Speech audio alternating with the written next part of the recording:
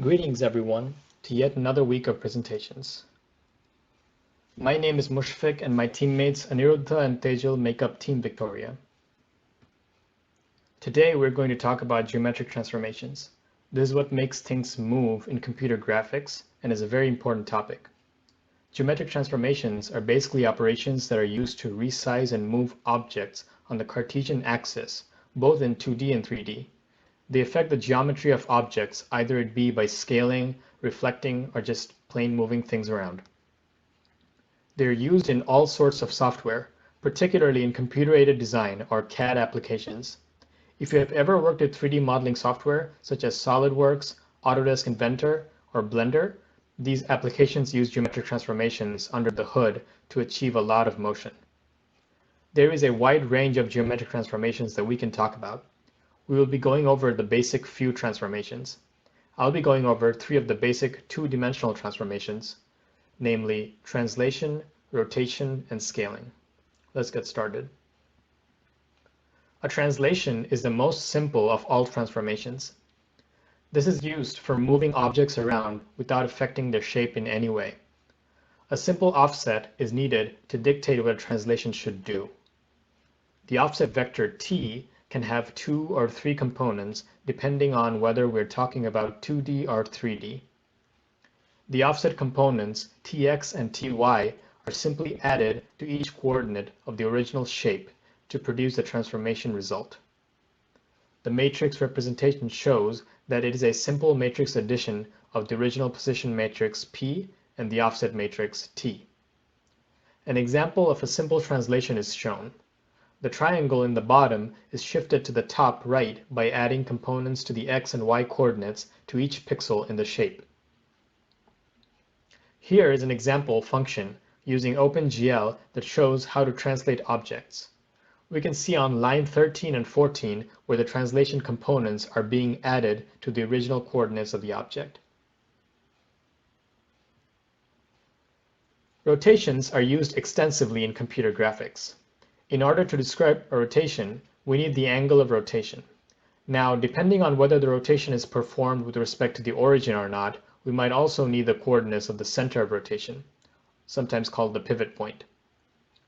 When the pivot point is the origin, the equation is a simple trigonometric transformation as shown. All we need is theta, which is the angle of rotation. The image here shows a triangle on the top being rotated down with angle theta about the origin. What if we want to rotate not with respect to the origin, but with respect to an arbitrary point? Well, we can translate the object so that the pivot point is at the origin, and then perform the rotation with respect to the origin. We can then simply translate the object back using the inverse of the original translation, effectively reverting the translation. Rotating as well as scaling with respect to an arbitrary point will be explored later on in this presentation. Here is a sample code for an OpenGL function for rotating polygons. Again, we can see on line 13 and 14 where the calculations are done to rotate an object. Scaling is another useful transformation. The transformation affects the size of objects. Assuming, again, we are scaling with respect to the origin, all we need is a scaling matrix that defines the scaling factors for each axis. The scaling factors are just multiplied to the corresponding coordinates of the object. If scaling factors for both axes are the same, this is a uniform scaling operation and the object is uniformly scaled in all directions. However, if the scaling factors are different, this is a non-uniform or differential scaling operation and the object is scaled in each direction by different amounts. The scaling factor being greater than 1 means the object will increase in size, while the reverse means it will decrease in size. Therefore, a scaling factor of 1 means the object will remain unchanged. The origin would be the fixed point in this case, since any point on the origin will remain unchanged no matter the scaling. We could also choose any other point to be the fixed point, in which case, just like rotation about an arbitrary point, we have to translate the object so that the fixed point is at the origin, then perform the scaling operation with respect to the origin, and then revert the translation operation. Again, rotating and scaling with respect to an arbitrary point will be explored later on in this presentation. The bottom left and middle images show a uniform scaling about the origin. The middle image shows a uniform scaling done to the darker, smaller triangle about the origin with a scale factor of about 2 in each direction. We can see the lines being projected from the origin to each of the vertices of the triangle, and the distance for each line is doubled to obtain the vertices for the final gray triangle. The image on the right demonstrates a differential scaling of a square into a rectangle with the y direction scaled with a factor of 0, while the x direction is scaled by a factor of 2. This is an example of our function for scaling polygons. You can see in line 15 and 16 where the scaling factors get multiplied. We have seen that the matrix representation for translation employs a matrix addition, while those for rotation and scaling uses matrix multiplication. It would be way more efficient to find a way to have the same general matrix operation to be done for all three transformations. This would remove the need to calculate intermediate matrix transformation values when, say, a translation is performed after a rotation. A general 2x2 matrix to describe translations, rotations, and scaling all together is shown. P prime equals m1 times p plus m2. Here, p is the coordinates of the original image. m1 can be used for rotation and scaling since it is multiplicative, and m2 can be used for translation since it is additive. Now we can turn this 2x2 representation to 3x3 by using the following mapping and introduce a new factor to scale x and y by. The new scale factor could be called h. H here can be any non-zero value and is used to scale x and y. Altogether, xh, yh, and h are used to describe a 3x3 matrix that can take the place of m1 and m2 we saw earlier. Typically, we set h equals to 1 for convenience, as we will see. Now, for translation, we can convert the matrix addition operation into a multiplication by using the third column of the 3x3 matrix for the actual translation components. The first two columns include the 2x2 identity matrix 1, 0, 0, 1 to not affect the shape of the object. This allows us to write p plus t as t times p. Remember, our goal is to obtain one 3x3 matrix that can be multiplied, and we have achieved that. We can see the difference in the matrices on the left and right, but they will produce the same resultant object under the same values for tx and ty. Since rotation was already a matrix multiplication, we don't really need to change much to convert the 2x2 matrix into a 3x3 matrix. We do need to make sure that the third column has zeros for the first two values in order to not translate the object as well. We're only looking for rotation, remember. The multiplication r times p remains unchanged. Just like rotation, scaling was already a matrix multiplication, so again, we don't need to change much to convert the 2x2 matrix into a 3x3 matrix. We still need to make sure that the third column has zeros for the first two values, again in order to not translate the object. This time we only want scaling.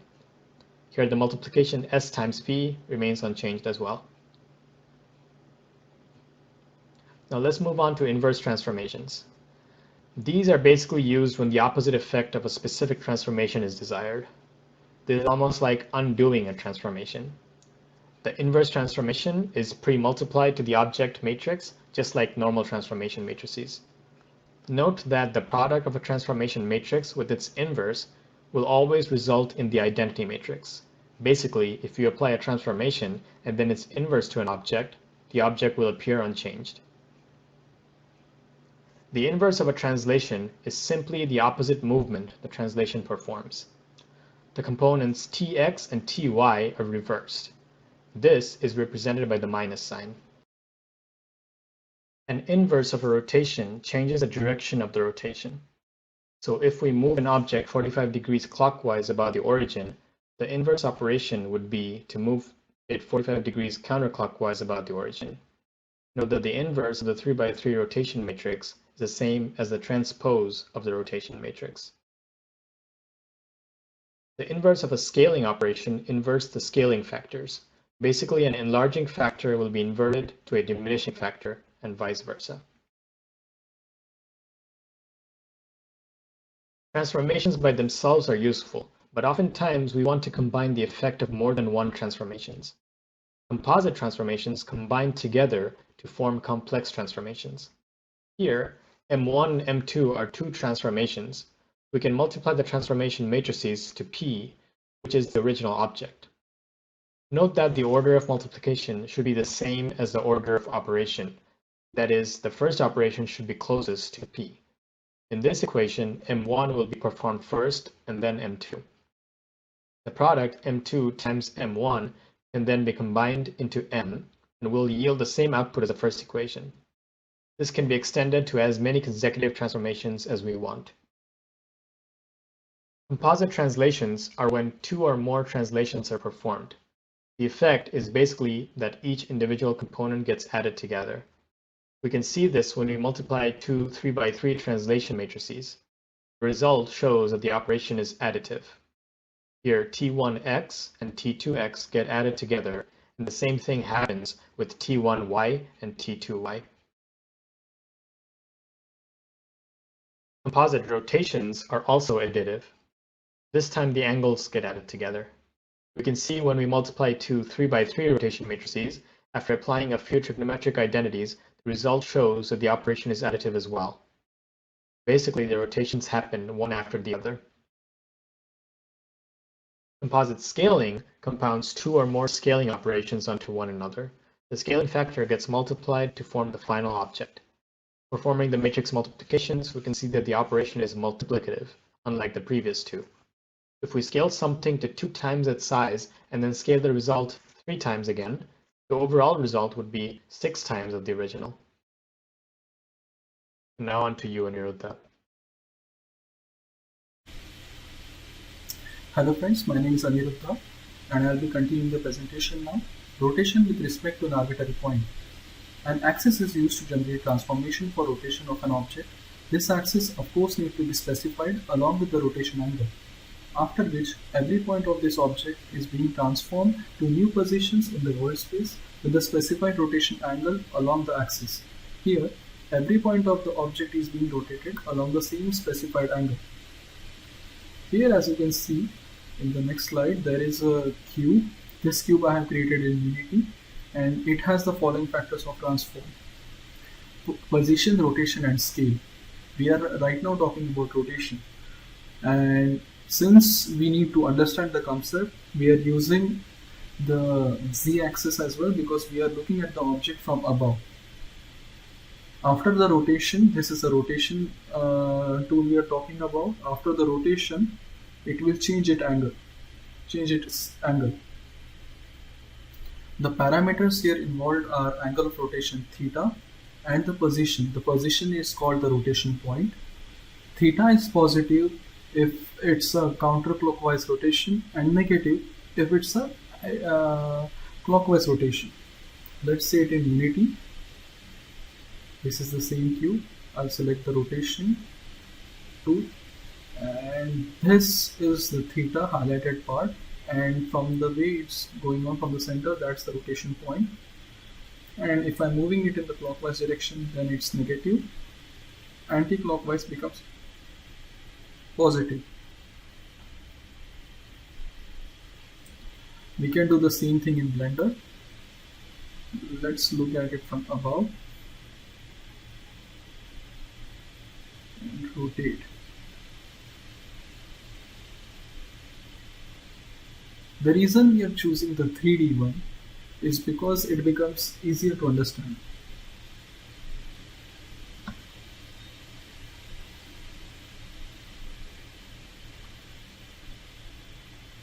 Every point remains the same. Scaling with respect to an arbitrary point. A scaling transformation is used to change the size of an object. This operation is performed by multiplying the object position by scaling factors. This is the same cube, and there is a scale option here which has a default value of 1 for all the axes. And if I'm moving it from the center, then all the values are still the same. What I mean by same is they are aligning themselves or increasing themselves in the same directions with the same values. But if we are talking about the perpendicular directions, Then since x and y are perpendicular to each other, let's not consider z one more time. So I can even increase them along x-axis, which will be perpendicular to y. The y-axis, if it's perpendicular to x. Let's look at it in the Unity software.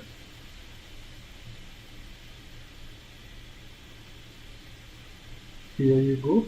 And as you can see on the right hand side, that all the values, they are same along all the axes, be it increase or decrease. If I choose x, only x will increase, which will remain perpendicular to y. If I increase y, then only y will increase, which will remain perpendicular to x. Let's reset this.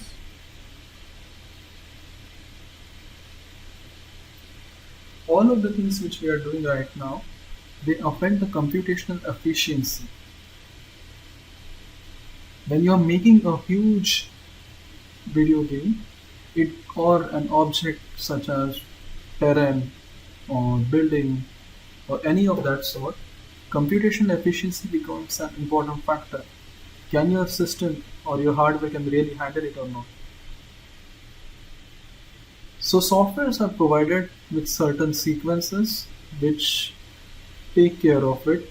If your RAM is on the lower scale, let's have a look at it. A two-dimensional transformation which can represent n combinations of translation, rotations, and as well as scalings is expressed as the following. The elements which are involved in the matrix are multiplicative rotation scaling terms involving the rotation angles and the scaling factors. RS represents that. And since they are scaling factors, they are being multiplied by x, y, as you can see over here.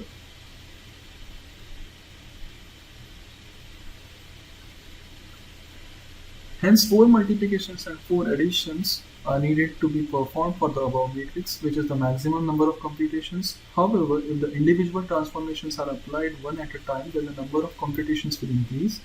Thus, the order involved will be formulating the transformation matrices, concatenation of any transformation sequence, and calculating the transform coordinates.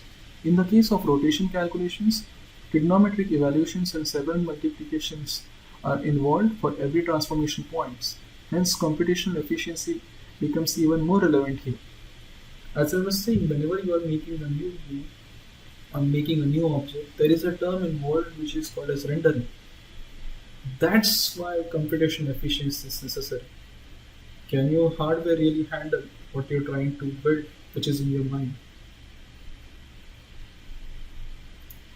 Rigid body. Which means, in a literal sense, rigid motion. I'll tell you why it's called rigid body in the video games scenario in a few seconds. Rigid motion changes the location of a shape or the direction it is facing, but does not change the size or the shape of it. The three basic rigid motions are translation, reflection, and rotation. These are the three ones. Translation means slide, rotations mean turn, and reflections mean mirror. A rigid body transformation only includes translation and rotation parameters. The general form is in the next slide. This is the general form of the same. The elements Rik represents the multiplicative rotation terms, whereas the elements Trx and Try are the translation terms. The formal definition of the rigid body is a change in coordinate position. The various components of the object coordinate positions such as angles and distance remain unchanged. When we consider each row or column of the matrix as a vector, then we can see that row vectors or column vectors form an orthogonal set of unit vectors. This is the orthogonal set of unit vectors. And this is the rotational and scaling part of the same. Before going to the reflections, let's have a look at it in Unity software.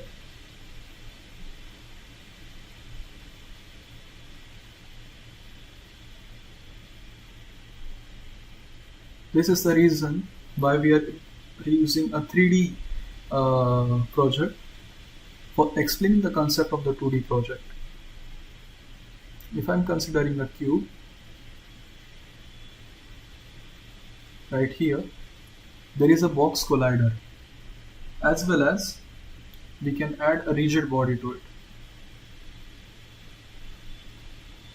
So whenever you throw something in the from the third floor of a building to the ground, it falls. The same physics is applied over here. So if I were to throw this over here, it will realize that the object has a rigid body and it needs to be stopped.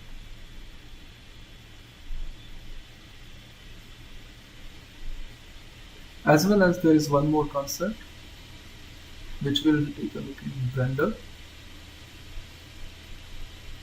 In here, only the coordinate points are being changed, which is the literal definition of the rigid motion.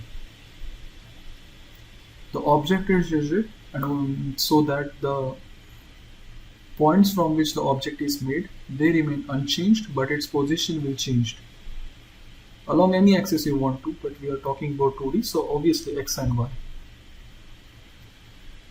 Let's go to the reflections. When a mirror image of an object is produced by a transformation, then it is called a reflection. In the case of two-dimensional reflection, by rotating the object by 180 degrees, the image is generated relative to the axis of reflection. The axis of reflection can be in the XY plane or perpendicular to the XY plane. In the case where the reflection axis is aligned in the XY plane, the rotation path is perpendicular to the XY plane. Whereas in the case of the reflection axis, which are perpendicular to the XY plane, the rotation path is in the XY plane. This is the first case, this is the second case. Since we are changing the quadrants, there is obviously going to be a multiplication of -1. And since we are talking about only X and Y, hence these two are only used. Because as you can see, in every part of the transformation, it's X, Y and 1. As you can see here, this is along the X axis and this is along the Y axis. That's the reason of multiplication of -1. And this is the diagonal, which is Y equal to X. They remain the same thing. Diagonal can be explained in Unity as well. We can just duplicate this object right around here and move it around like this. They are in the same plane. If we draw a line from here to there, we can see there is a 180-degree rotation.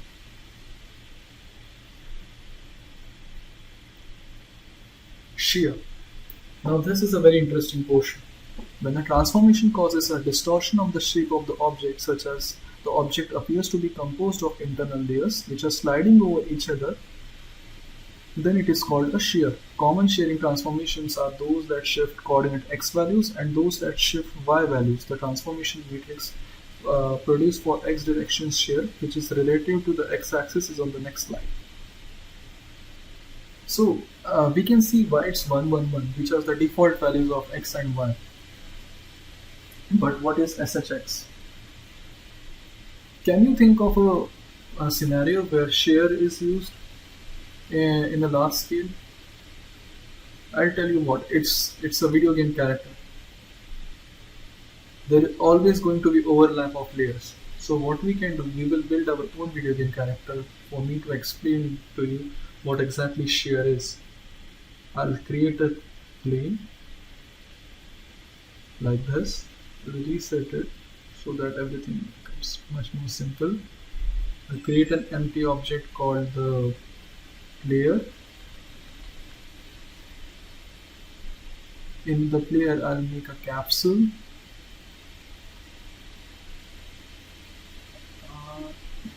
That's about it. Yeah. Then we'll give it a head with a cube. First, we will scale it.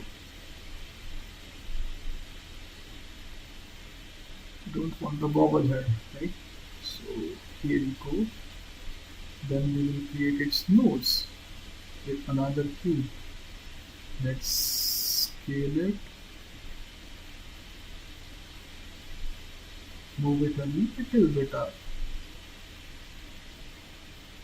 and again scale it along one of the axes.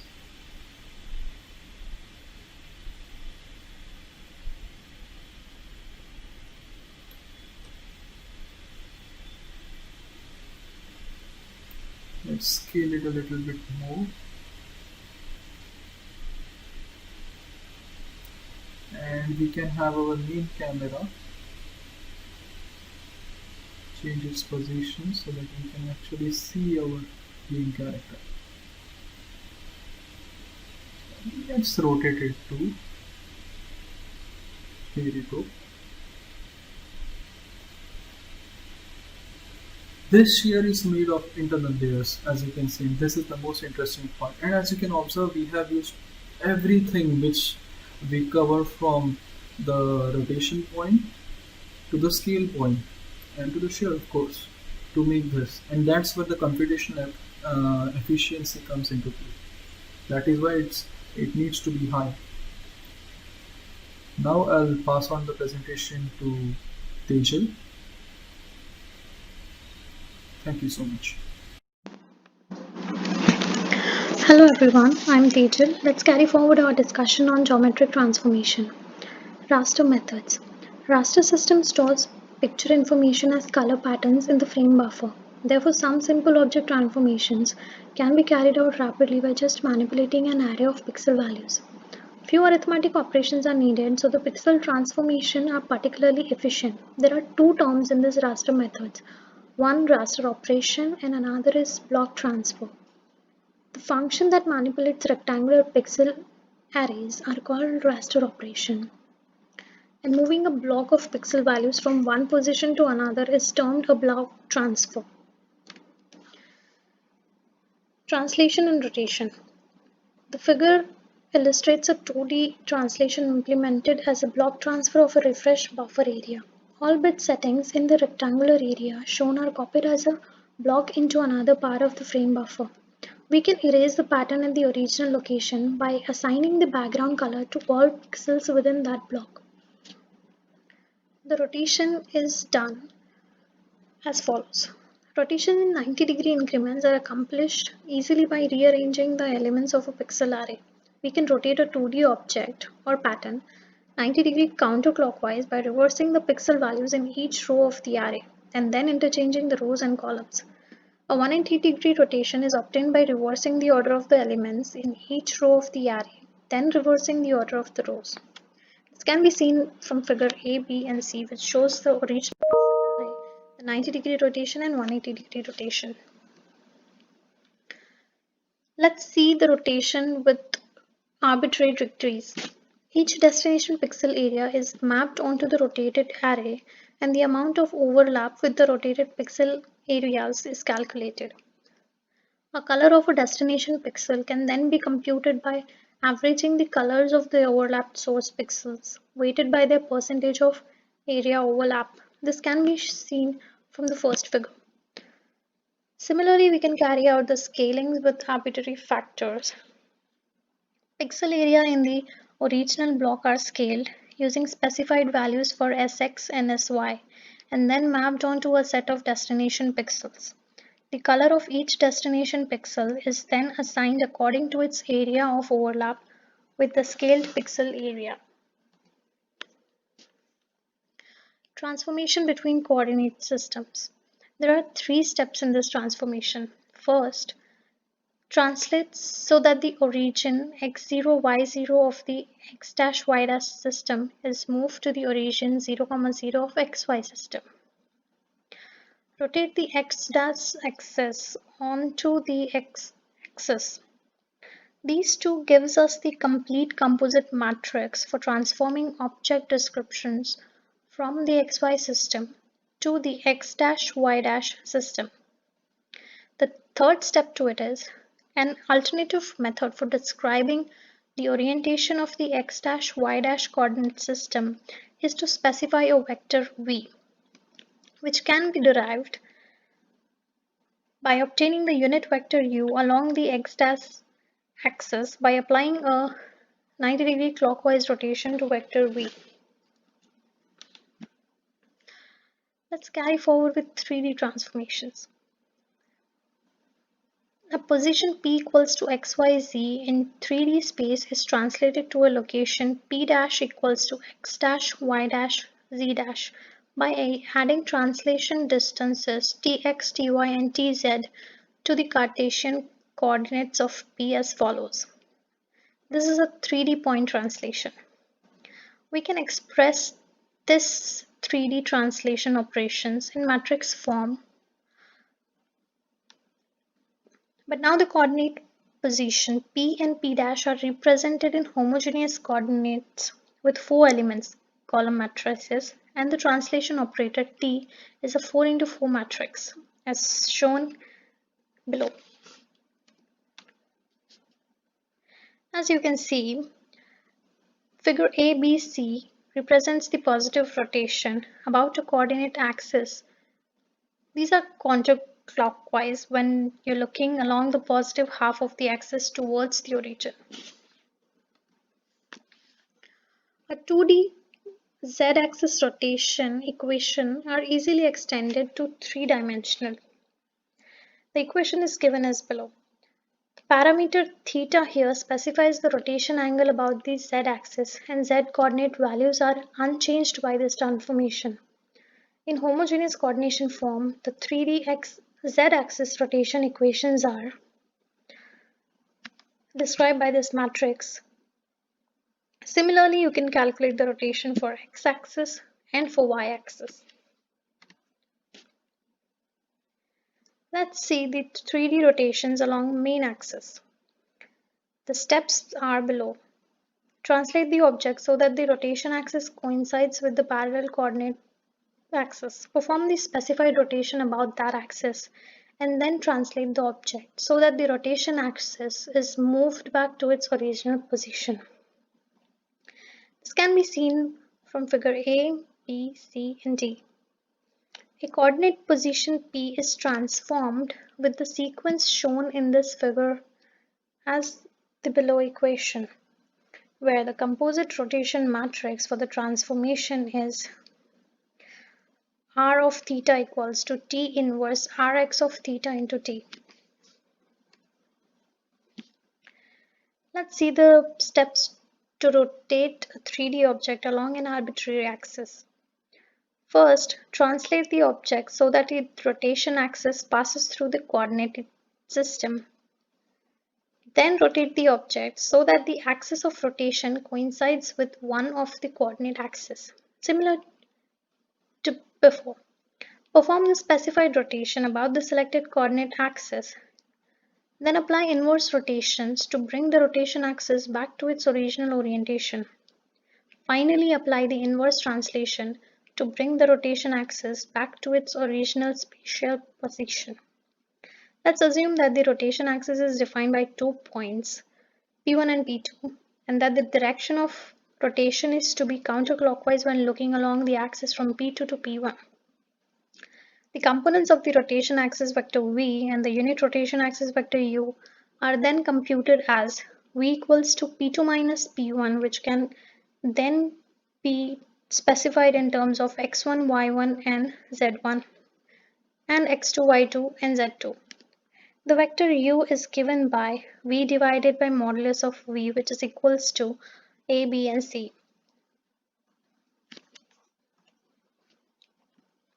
This is the 3D rotation along the arbitrary axis. Let's see the quaternion method, a more efficient method for generating a rotation about an arbitrary selected axis. This representation for the rotation transformation. The quaternions, which are extensions of 2D complex numbers, are useful in a number of computer graphics procedures. One way to characterize the quaternion is as an ordered pair consisting of a scalar part and a vector part, which can be described as below. A rotation of a point position at P equals to 0, P along an axis passing through the coordinated origin is accomplished as follows. P' equals to Q into PQ inverse, where Q inverse is equals to S, minus V vector. P' is represented as 0, P', where P' equals to S square P plus vector V into P into V plus 2S into V into P plus V into V into P. We can evaluate the terms in previous equation using the definition of quaternion multiplication as 3 into 3 form, which is given by mr of theta. The calculation involved in this matrix can be greatly reduced by substituting explicit values for parameters a, b, c, and s, which we have seen before, and then using the following trigonometric identities to simplify the terms. Then we will have the final matrix as shown here. The matrix expression for the 3D scaling transformation of a positive position P x, y, z is given as this Cartesian matrix, or you can say P dash equals to S dot P, where scaling parameters Sx, Sy, and Xz are assigned any positive values. The scaling transformation sequence is as follows. Translate the fixed point to the origin. Apply the scaling transformation relative to the coordinate origin using matrix equation. Translate the fixed point back to its original position. From figure A, B, C, D, you can see this. Let's carry forward with 3D reflections. The 3D reflection matrices are set up similarly to those of 2D. Reflections are relative to a given axis, equivalent to 180-degree rotations about that axis. Reflections with respect to a plane are similar. When the reflection plane is a coordinate plane, xy, xz, or yz, and a 180 rotation in 4D space. This is given by this matrix. Reflections about other planes can be obtained as a combination of rotations and coordinate plane reflection. This figure shows the reflection relative to the xy plane. Let's see the 3D transformation between coordinated systems. We again consider only Cartesian reference frames, and we assume that an x dash, y dash, z dash system with respect to an xyz system. To transfer the xyz coordinate descriptions to the x dash, y dash, z dash system, we first set up a translation that brings the x dash, y dash, z dash coordinate origin to the position of the xyz origin. This is followed by a sequence of rotations that align corresponding coordinate axes. You can see this transformation between the coordinates here.